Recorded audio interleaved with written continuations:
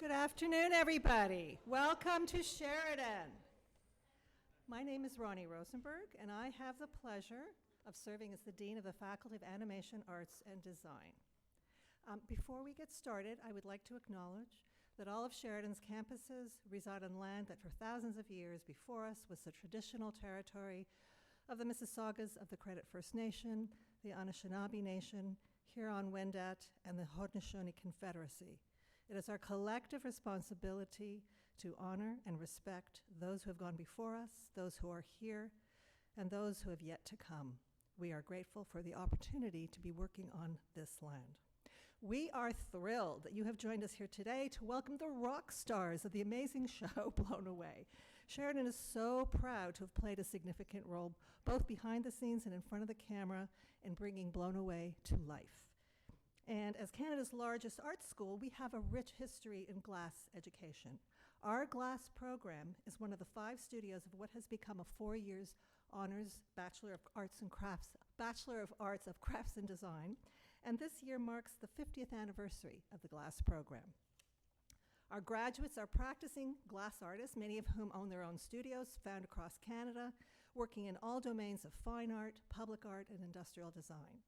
And as for the awesome Blown Away series, Sheridan is tremendously proud to have contributed to the huge success story that this has created so much international buzz, covered by Time Magazine, The New Yorker, The Washington Post, The Guardian, and countless media outlets.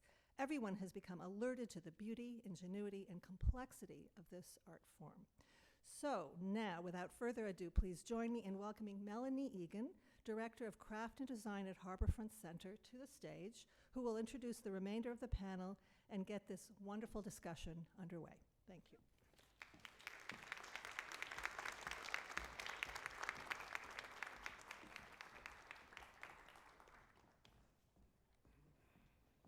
Thank you very much, Ronni.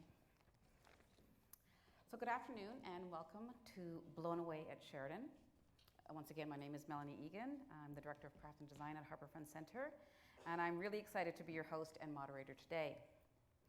It's great to see so many fans turning out to cheer on the show. I'm thrilled to be here too. So at this point, I want to introduce our panel members to you. So please join me in giving a warm welcome to all our panelists. And I'm going to introduce them all, and if you could all clap at the end, that would be great.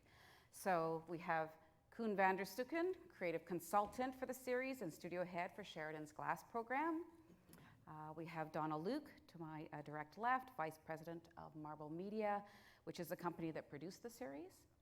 Tim Luke, next to her, the set designer who created a phenomenal studio for the Blown Away series. The grand prize winner, Deborah Czeresko, season 1 champion. Alexander Rosenberg, Blown Away's 3rd place contestant. And our final 2 panelists are Emma McDonald and Alyssa Getz, who both served as assistants to the contestants on Blown Away and are also proud alumni from Sheridan's renowned glass program. So.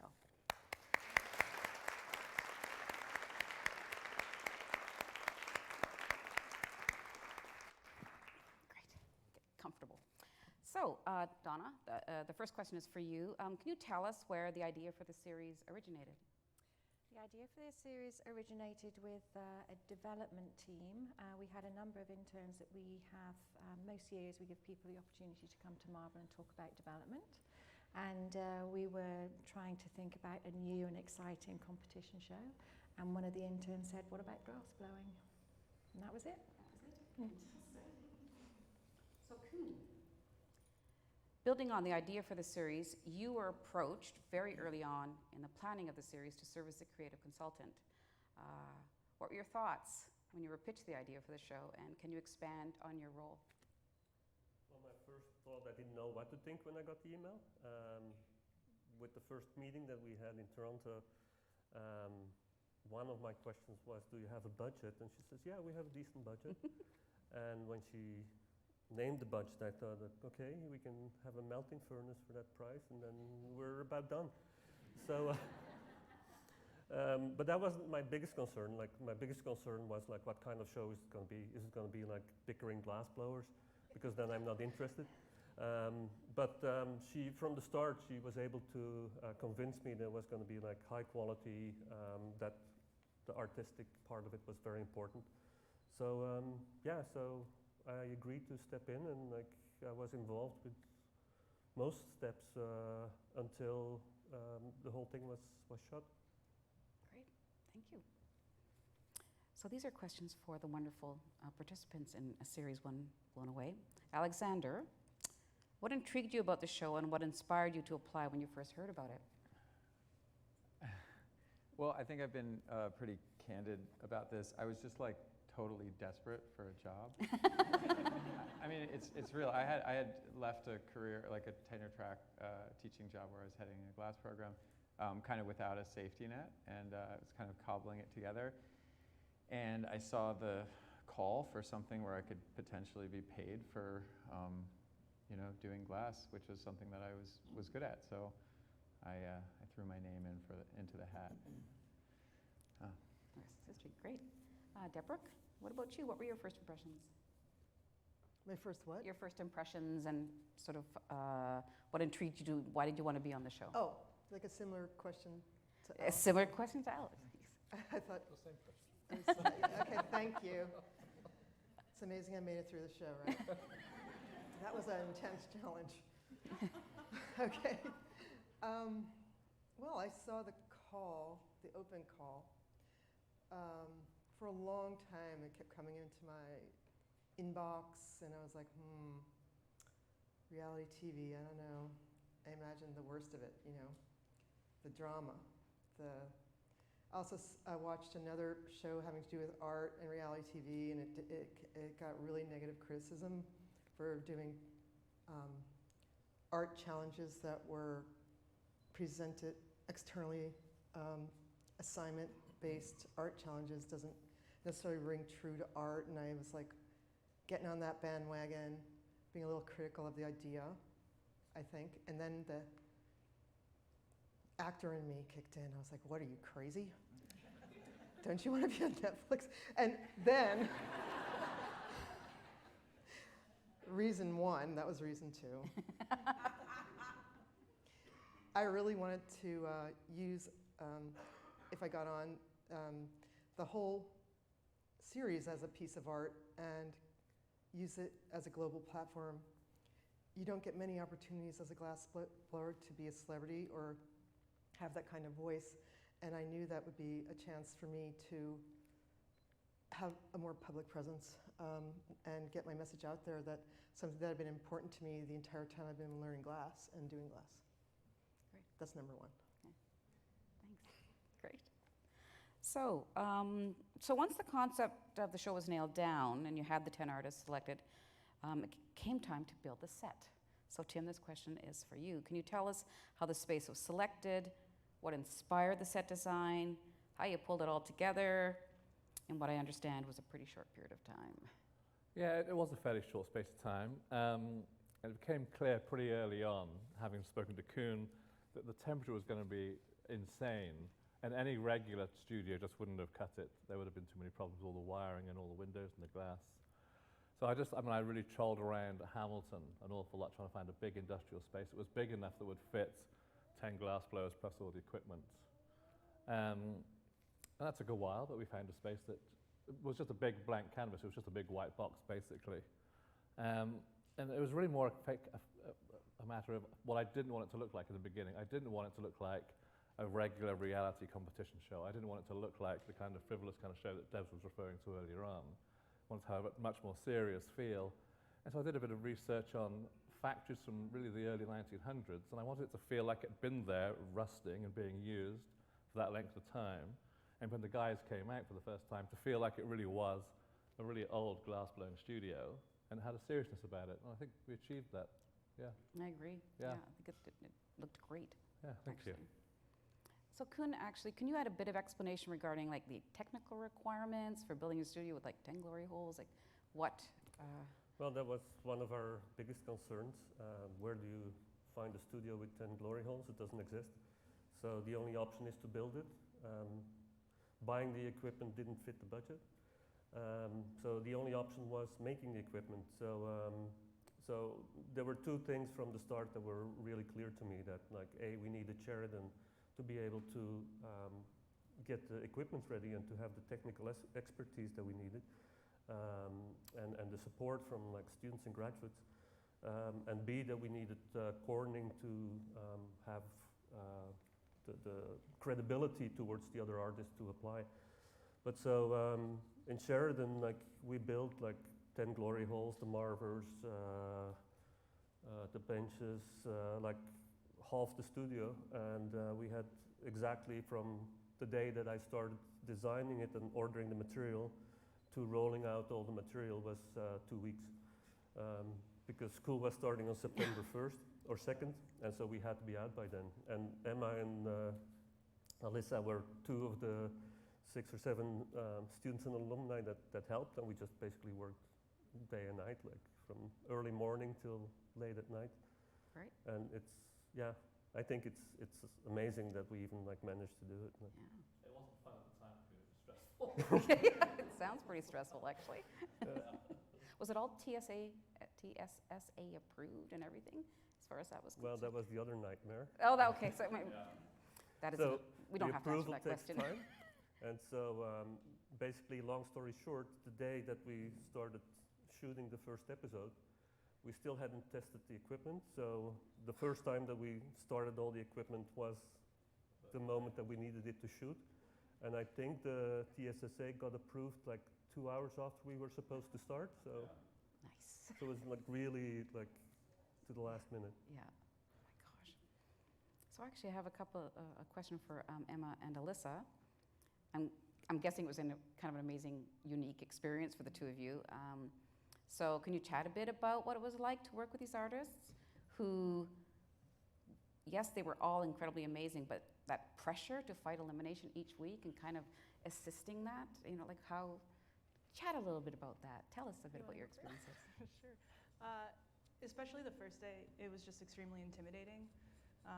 Number one, working with artists that we've never worked with before, working with a different person each week, and then under a timeline, knowing that there was, someone wanted to win. It was definitely probably the most stressful thing that I've ever done in my life, but each week it got a little bit easier. Each week I got more used to it, and as I got to know the artists a little bit as well, it became a lot easier when I realized that they were humans and not like glass blowing gods or anything like that, right? So, everyone was there, essentially just, having a lot of fun blowing glass like we did with, some stresses, but I had a lot of fun with it by the end, yeah. Yeah, it was really interesting to adjust to the space because not only are we trying to familiarize ourselves with new artists, we're also trying to work within the film crew. So that was a really interesting experience because they had all their big equipment on, they had their rolling camera carts, so it was a really interesting experience to try and, focus on learning the working style of the artist you're working with, but also trying to accommodate the crew that's working around you. It was chaotic, stressful, and fun, but working with each individual artist was an interesting challenge just to get to know their style and how they approach the material. Do you have like one favorite memory? There was a lot of fun things. It all is kind of a blur now because you're sitting and waiting to be called on, and then you get out there and you're just going and you're trying to be as attentive to your gaffer as possible. So I feel like every time I assisted a new artist, there was something extremely great and revealing about working with them because they all have something really interesting to offer. So great. Thanks. So Deborah and Alex, you both created some pretty outstanding work over the course of the season. And this is a question for the both of you. Is there any piece that you created that really stands out for you? Deborah, you want to start? You want Sure. me to go first? And then Alex, and I'll reverse. Yes. So there's a couple, and it's been hard to say which is the favorite. That's why I'm taking a moment here, because I'm always rethinking it. Of course, I love the finale, because that's true expression of me and who I am, and it also won the competition, so how can I not like it? But as far as the other individual projects, I would say I really loved the foot stepping in the gum. Yep. And the potatoes definitely are Yeah, neck and yes. neck. They were Yes. A lot of potato fans. Yes, the potatoes were amazing. Yeah, yeah.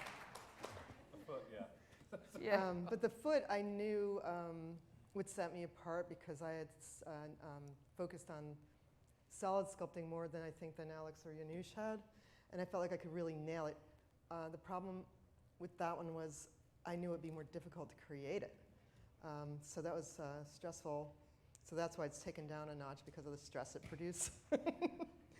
Whereas the potatoes are a little bit smaller and easier to work with, and they also are very charming and metaphorical. So I guess the potatoes win. Okay. What about you, Alex? What did you say? I said, what about Alex? You know, I mean, it was an interesting situation because the rest of my studio practice, like what I do when I'm on my own, I use like a lot of different materials and processes. So like this kind of situation where you're just going to kind of make everything work in glass was really unusual for me. And I think what it produced was this kind of like standalone body of work that's kind of separate from everything else that I made. And it's, you know, it's obviously like there's this kind of social media following and people that, you know, want to see more of what you're doing. So like of the stuff that I made, the stuff that's gotten the biggest responses, there was a botanical piece that I made called Disappointment of the Tropics that was related to the work that my, thank you. Yeah, it was beautiful. Yes. Thanks, Really Mom. beautiful piece.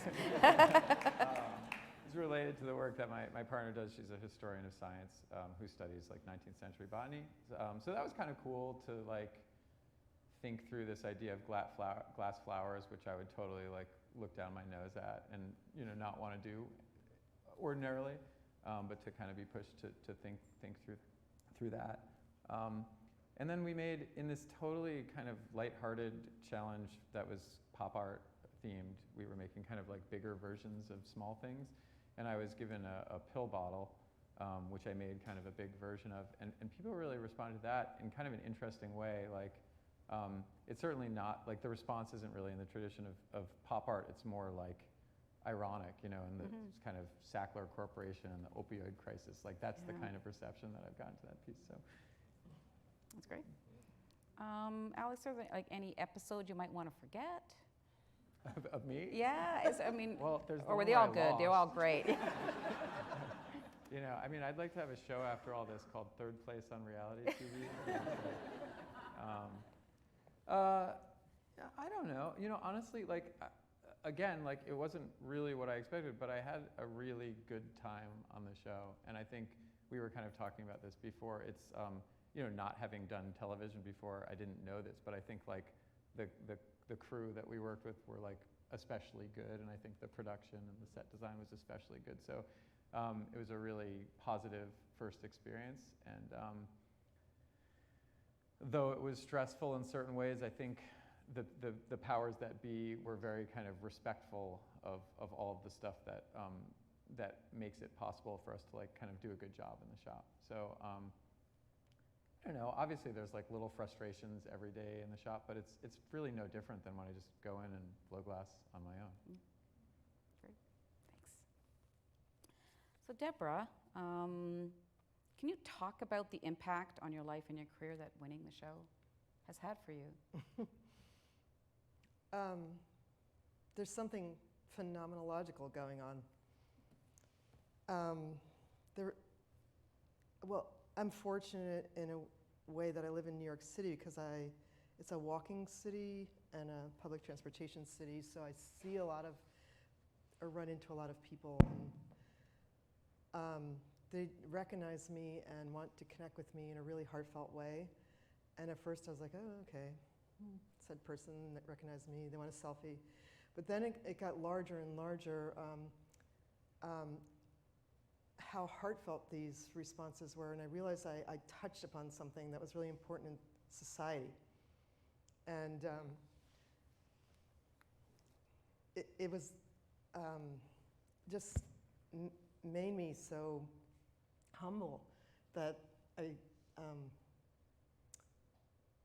crossed boundaries the people who were responding to my message were from all different colors, all different races, all different ages, all different sexes.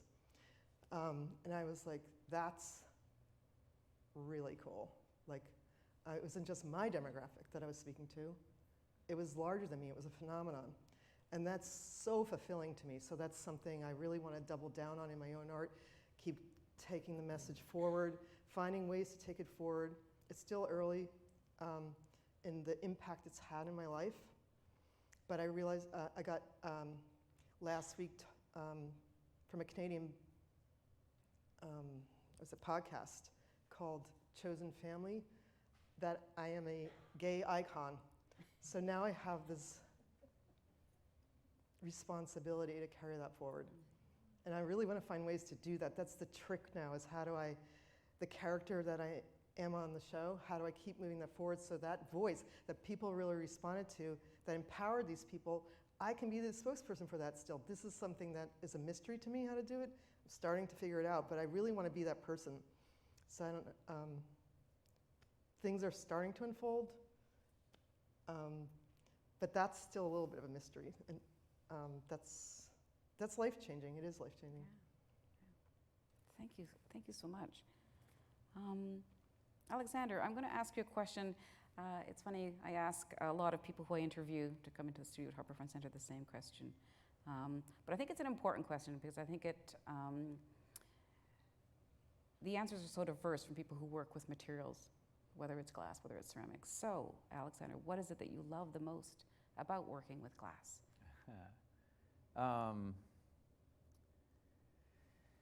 I like it that it's this kind of synthesis of kind of like intellectual and physical. As somebody who teaches, like, I think it's really interesting to talk about and study the type of learning that isn't like in a narrative or like memorization of facts or mathematics, something that comes like a physical muscle memory. And in terms of like practice, one of the things that I love so much about glassblowing is it's a movement-based practice. It's a literal recording of movement in a material for freezing in time. And a thing that I think about a lot is like if I go into a museum or look at an old book and I see ancient glass and I go into the studio and remake that, I'm reenacting a series of movements that some unknown craftsperson has done hundreds or even thousands of years before. And to me, that kind of, I guess, kind of emotional and physical connection to somebody from the past that I wouldn't be able to connect to any other way is like very, very exciting. Thank you. Thank you. Donna, I have another question for you. Can you talk about the response to the show? Seems, it has received some pretty great coverage in the media around the world, and if you want to just give us your insight about that? Well, we had hoped that it would be successful. We had absolutely no idea it was going to be as successful as it was, or it still is. I think globally we were really surprised at the reach that it had. The people that took interest and wrote about it and wrote comprehensive articles about it. And I think that's what was really pretty amazing. It wasn't just a watch this, but I mean, the fact the New York Times picked it up and Time magazine picked it up and Guardian picked it up, and it was only what we'd hoped would happen. And I think even Netflix were really quite surprised because they didn't publicise it or market it in the same way that we did. And they don't generally do that unless it's got big names attached to it. But it did everything that we hoped it would do. But it's because it was good. Good. So, yes.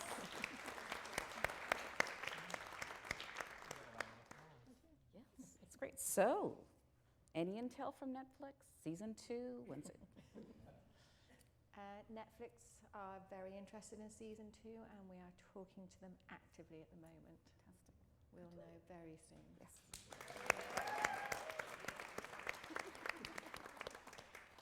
So, audience, we're going to start asking questions, taking questions from the audience at this point. There are volunteers with microphones all around the theatre, And if you'd like to ask a question, please raise your hand and someone will bring a microphone to you. Great. Just identify yourself. Hi, Ronni, I'm back. So I was very curious because Emma and Alyssa, you talked about working with artists who have different styles. Well, that was so evident, obviously, in the work and we as audience members. But I'm very curious if you care to just expand on that a little bit. Like, how does that manifest itself, sort of a style of working? It's hard to explain. It's like your personality in the way you work. And some people are more chaotic when they work. Some people are so extremely focused when they work. Other people are extremely indecisive. So you sort of have to placate their personality and really analyze how they want to move the material and try and cater to that when you're assisting somebody. I don't know, do you have anything to say? Yeah, and everyone just has like different desires, like technically, for what they want from their glass. Like everyone takes a punny a different way, everyone wants a different shaped bit. So it's a really, really interesting challenge working with new people as an assistant in the glass studio for sure. Hi, my name is Laura. I just want to say how much I enjoyed the show, and it's wonderful to have family entertainment. I watched it with my 10-year-old, my 13-year-old, everybody in the household, so it was fabulous. Alex, I'd like to know what happened in your life, and did you find a job? Well, the good news is, you know, I like to think I already have a job, or like, you know, this constant practice that I do. People are just paying me for it now, which is cool. So, you know, which wasn't something that I expected. No, I mean, you know, I continue to teach. I teach part-time now, though, which is much better for me. I think I'm a much better like instructor than I am an administrator, and it's nice to be able to focus on that. And I have a really amazing boss at the institution where I teach right now who lets me do things like disappear for 2 to 6 weeks in the middle of a semester to be on a secret reality TV project. So I feel really fortunate in that way.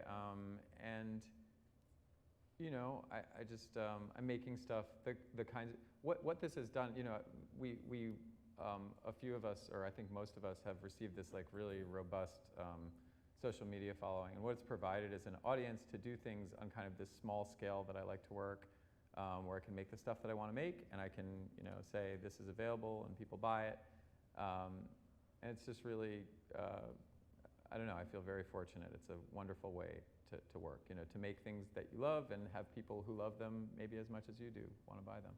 So.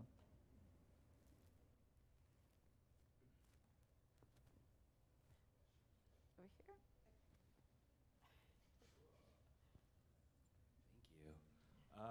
So there was an episode where you guys worked on teams, and Alex, I think you worked with Yanush, and then you worked with Patrick, right? Yes, I worked with Patrick. Yeah, I was on that one. I was working with you and Patrick. I was working with Patrick. But yeah, how was that? Like, I was just frantically running around trying to do what you guys were telling us to do. But like, working together and trying to collaborate on something like that, I don't know, it seemed fun to me. I just wanted to know what you guys thought. Pretty open question. You want to go first or me go first? Since you just went, I'll go. Okay. You're so democratic. At that point, was that challenge 8? Do you remember? It was before that. 7? Yeah. It was 7? 7. I was thrilled to be working with another person at that point because up to then we had to rely on ourselves, and it was pretty intense, high pressure. So to share that responsibility with another person, although I think collaboration is one of the hardest things you can do with another person unless you're sort of already married in some way conceptually, doing a creative project can be hellish. I've done it in different levels of success, and I knew the kind of pitfalls of it. So that worried me, but at the same time, I really wanted to share the responsibility with another person and just alleviate the stress a little bit, but that didn't actually happen in a weird way. It got even more stressful because I got a call that morning. I had just gotten out of the shower. We were supposed to go on set, and Patrick's like, I cannot do what we agreed to do. And I'm like, you've got to be kidding me. I'm like, now what? So I like get down to my hotel room fast. So we were a little late getting into the van that day. just saying, about 10 minutes. We had to reconfigure our idea. And we worked really well together. I was cherished the way we worked together, actually. I was really good at idea generation, and he was really good at analyzing the idea, what it brought to the table, why it worked, why it didn't work, both technically and conceptually. So that's two sets of skills you need to have as an artist. And we just naturally were divided that way, so it worked really well. So I did some quick idea generation and like double down on glass. What does glass do well? And what kind of issues are we had discussed in the past? And then he sort of refined the idea. And that was actually soothing at that point because it was easier to make than the original idea we had. It was lovely to work with him, though. Yeah, I mean, working with somebody like Janusz was just, he's a professional, just like Deborah, they've been working for such a long time that, the question of, if a thing can be made or how to do it, it doesn't really have to be as much of a conversation, which is a really nice way to work.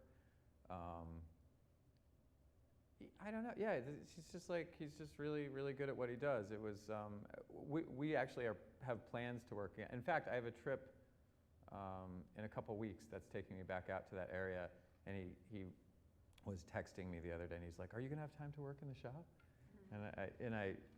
So that's going to be something we enjoyed working together, and we liked the thing that we made a lot. So we thought that if we had an opportunity, we would go somewhere and remake it. And we got a few invitations to go to some different residencies and places to do that together. So we're gonna. He has a small child and another one on the way, so it's a little bit harder for him to go places. So I'm kind of trying to make an effort to be around him, occasionally, but. Yeah, I mean, it's great. If you ever have a chance to work with like very experienced people in the shop, it's a wonderful, wonderful opportunity. They can do amazing things.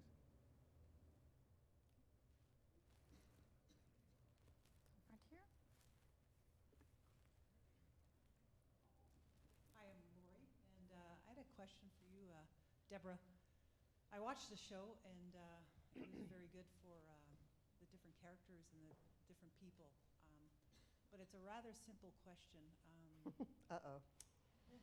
Your style or your manner is rather abrasive at times, or I didn't understand if that was your technique or how you got the job done. But in life, generally, are you happy?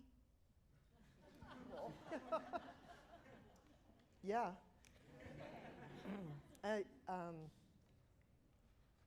I love life. And I have amazing people in it, and a lot of support, and a lot of people understand the way I work, and I don't feel criticized by it. So it depends on the situation and what's going on, how intense I can be. But it's never, I would say, I don't think I am criticizing someone in their being if I raise my voice and say, put on the silver suit so you don't burn yourself in an aggravated way. You see that at the end, I then give them some love and I apologize for doing it. So I learn and grow and evolve from these situations too. I'm not a completely ascended person. I didn't make it to heaven yet. I'm getting there. So I have work to do too. And I hope to do it. I learn from all this. But I don't think, unless it's someone I really don't like, I'm giving them that kind of feedback. Can I say something to that too? There's a kind of shop culture in many of these like material traditions, and it's kind of like, glass is an intense process, right? Like, it's like things are kind of in crisis. Like, if people don't do their job properly, somebody gets hurt or gets burned. The work itself like has this kind of, it's like working in an ER or something like that. So like, people yell, like people make noise and like are direct, you know, about what they need to be done. And it doesn't mean that like there's some kind of interpersonal drama happening. It's just like, I mean, it's like if you work on any big construction site and you see a bunch of men yelling at each other and calling each other names, like the same kind of thing.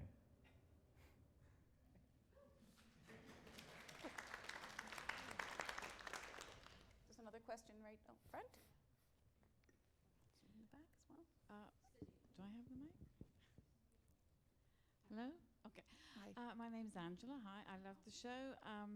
I was really taken aback by the physicality of the art, of the process. I'm here.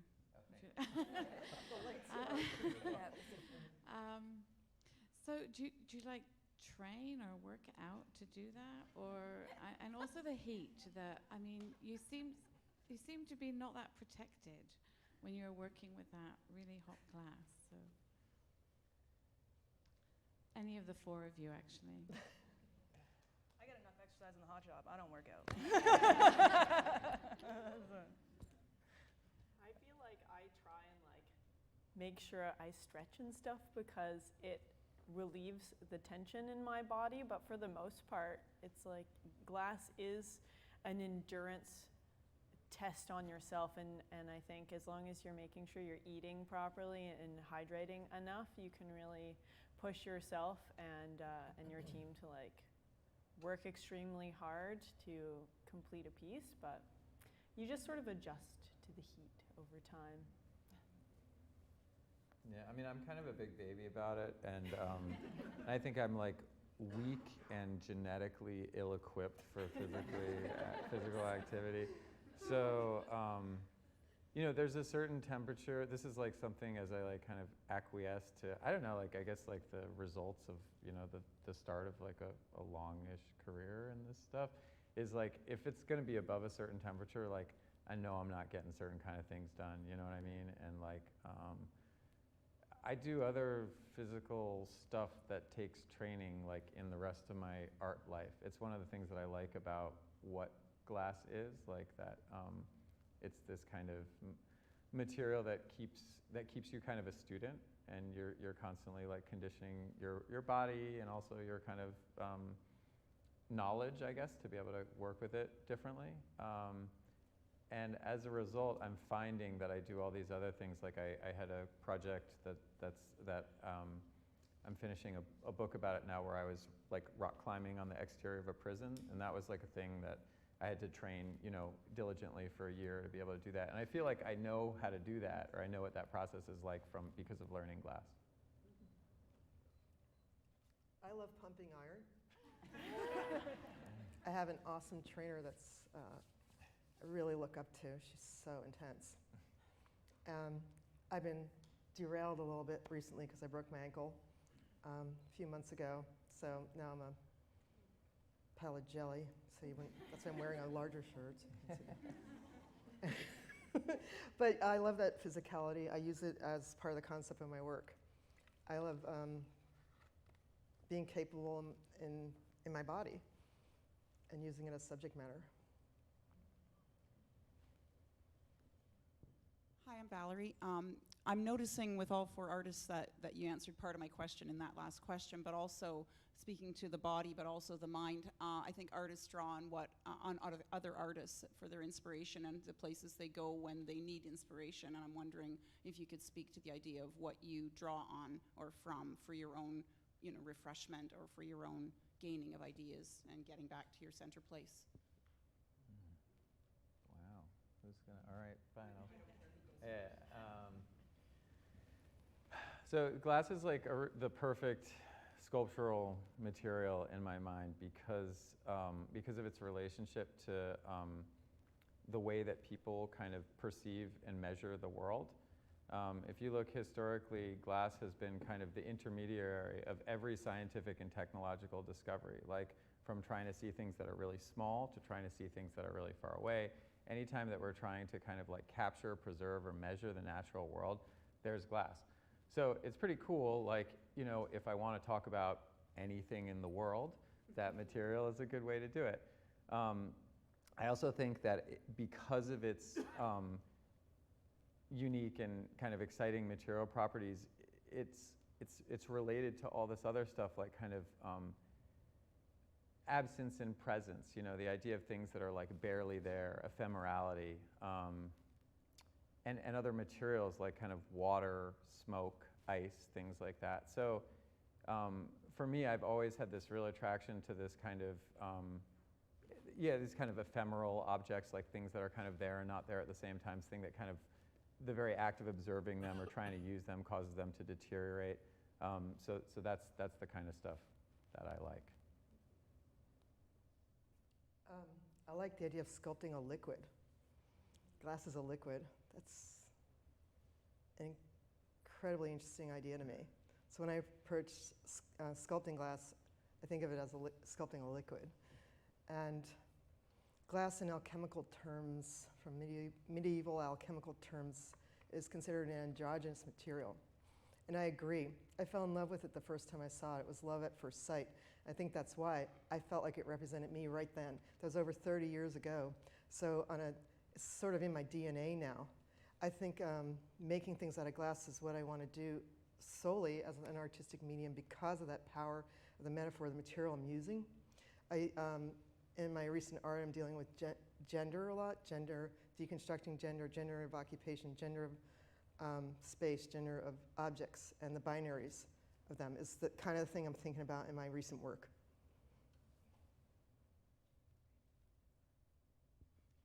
Hi, my name is Cindy.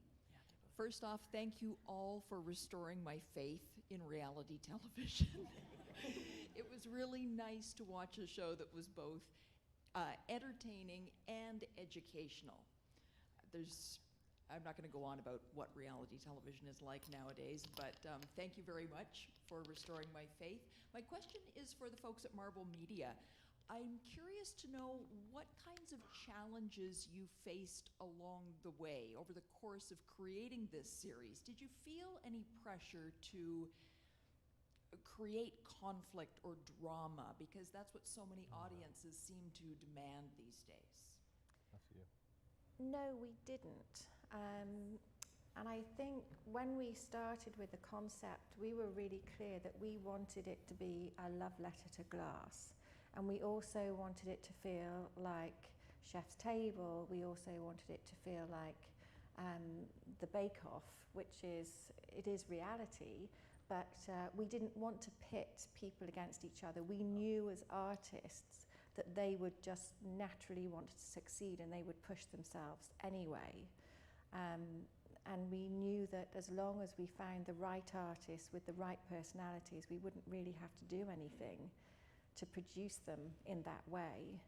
And I think also we would have a day of interviews where that stitched a lot of the content together because we were able to see what had happened in the hot shop, the challenges that they had dealt with their pieces, and we were able to ask them to articulate those in the interviews.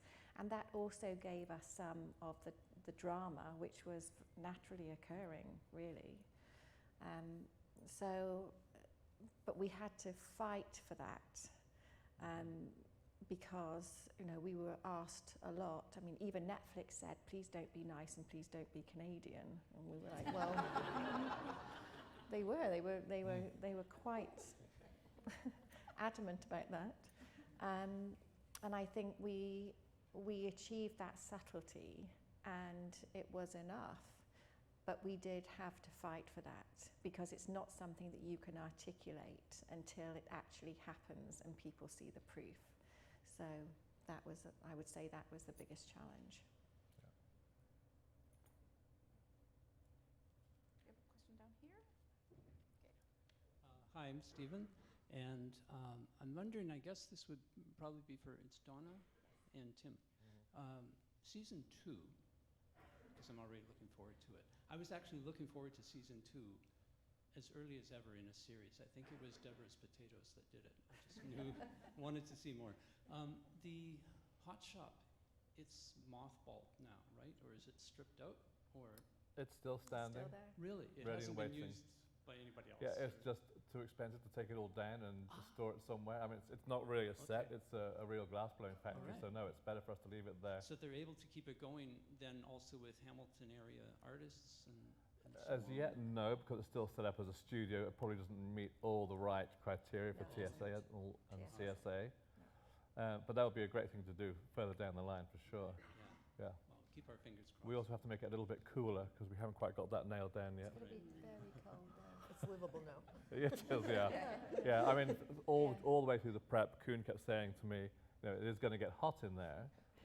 I'm used to building sets out of plastic and styrofoam and all this kind of stuff. He goes, it'll just be a puddle on the floor. And I kind of took it with a bit of a pinch of salt, and it wasn't until day one we hit 60 degrees Celsius at the studio floor. 60. It was like a war zone, to be honest. So we quickly Confirmed. cut very large holes in the roof of the building to get the air out. It's the only way we could do it. And we put in a huge mobile air conditioning unit and pumped it in. But I really did underestimate that, and Koen told me, and I just didn't believe him. My mistake. Yeah, it was one of my battles that I had. Like, Yeah, I know.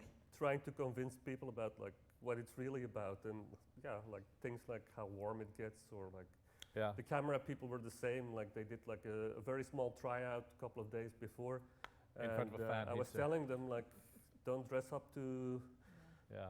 too thick because it's gonna get hot. And they were saying, oh, we filmed in the desert and we know what hot is. Yeah. I said, okay, like we'll see. No, And then they came out one by one during shooting that they like need a drink and needed to cool down, and they They couldn't could only even do touch it- their cameras anymore. And the one- cameras started failing. Yeah, they could only do 15 minutes at a time, and then Yeah. the cameras were all just tweaking out. And they were wearing ice packs around their neck, yeah. Yeah, it was a hot shop. What about us? That was one day. Yeah, yeah.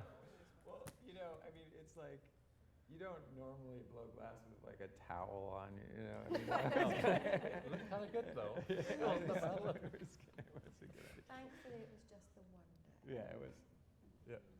Yeah, thanks for fixing that really fast. Yeah. My job depended on it.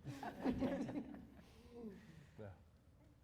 I remember that day actually because I went into the set and somebody had put a thermometer on the wall, and I was really pissed off that somebody had put a thermometer on the wall. Then that was you, I know. And then I think within 2 hours it had disappeared because nobody Yeah. wanted to see what But the it couldn't go any temperature higher. was. We reached No, 60 I know, and we then we reached took it around down. there. Did Yeah. it disappear or did it break? No, it disappeared. Just kidding. I know. Yeah.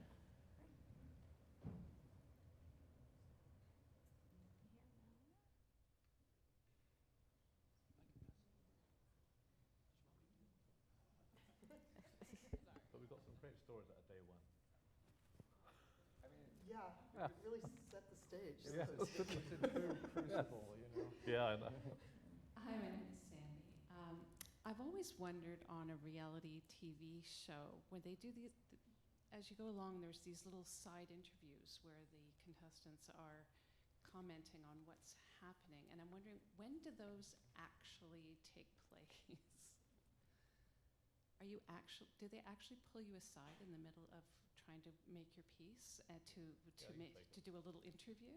So, through the magic of television, that's happening. Yeah, it's happening like a day later usually. So, at least in the process that we were doing, I can't speak to other things, but we'd kind of go through the day, and then the following day we'd be kind of recovering, and we'd do these one-on-one interviews where they'd ask us to speak about what had happened the previous day as if it was unfolding in front of you now. So it's a challenging thing to remember to always speak in the present tense.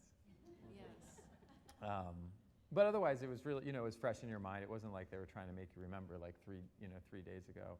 And there are they called story producers that are very good at kind of reminding you of dramatic moments or kind of teasing out, things that are significant for you.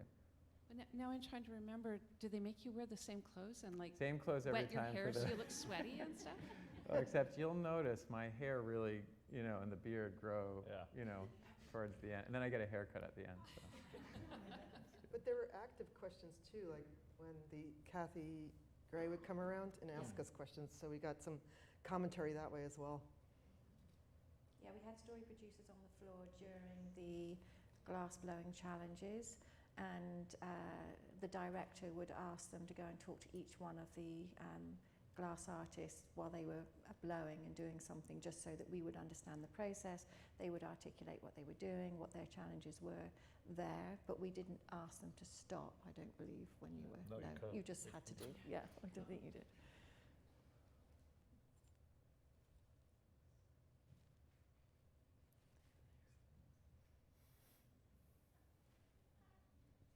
Hi. So the show got a lot of praise, so I wanted to ask if there was any criticisms for the show, and if so, would any of them be considered for future seasons?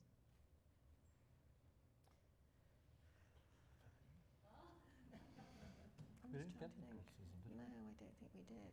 The Guardian, the piece in The Guardian was the one that I think was, even though everybody really enjoyed the piece, I'd say that that one was the one that was a little on the side of not as nice as all the others. But I don't think, I had a postcard actually. I did receive a postcard from somebody, it didn't say whose name it was, just saying they didn't like who the winner was, and that was the end of that. That was it. I mean, we had a few very funny things where people got to episode 10 and they said, so disappointed that that's who won. And we're like, we don't care, you got to episode 10, you watched it all, so that's so funny.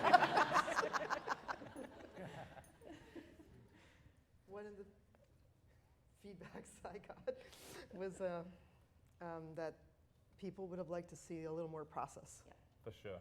Mm-hmm. Yeah, that is actually the feedback. And it we was got originally pitched as a 1-hour show, and then it got whittled down to Well, that was Netflix. They said, just can you do under it half for an 30 hour. minutes? And we Yeah. said, sure. No, for sure. We shot so much stuff. We could make an hour-long show, and people would have watched it, I think, and binged on it for just as easily. Yeah. Because all that cold working that must have been done was never filmed at all. There wasn't a lot of cold working. No? It was really instantaneous. Did you give us like 45 minutes or something? I think you had 20 at the beginning. Yeah. Oh, wow. Yeah. Right, okay. But I mean, I think if we do another season, we would like to plumb in the cold shop. Like with a drain and everything? Yes. So your fingers aren't. Don't start. Yeah, no. I mean, it seems like, too, some of the stuff that I was hearing just from the community, because, you hear from glass people, which I think it's a very small percentage of who the viewership is, right? Definitely. But, people said, yeah, like, we want to see more process, we want to, like, learn more about or learn more about the characters and things like that.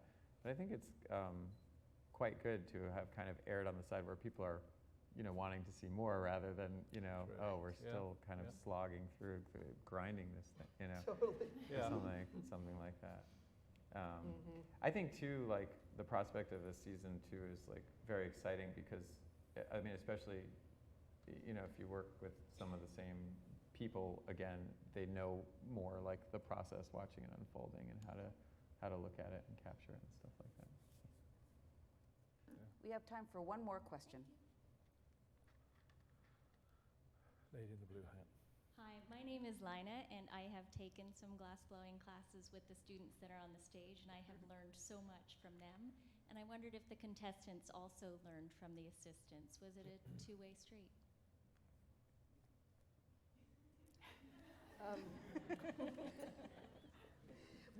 Actually, we weren't really supposed to be communing in that way. It was supposed to be us and our knowledge base. So I don't know if you told them this, but they weren't giving us input technically, and they weren't giving us input conceptually. What the assistants were that I learned from them was they were a steady, even force to your happiness thing. They really showed me how to moderate. They were steady, even, and supportive, and that was really, that made me happy. And that showed me how you could do that under pressure, actually. So that was, I gotta say, you guys were all pretty amazing that way. Indeed.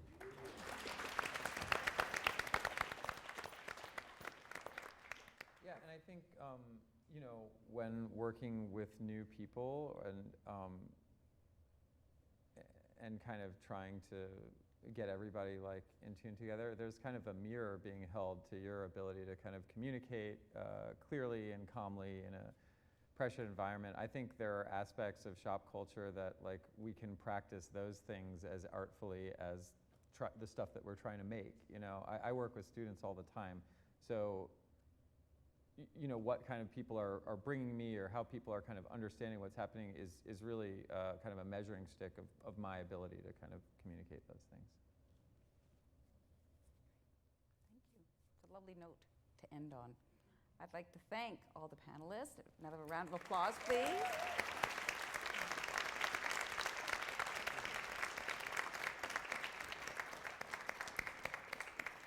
And it's now about 2 o'clock, and we're going to end here so that Alexander can get ready to showcase his talent in the glass blowing studio. Yay.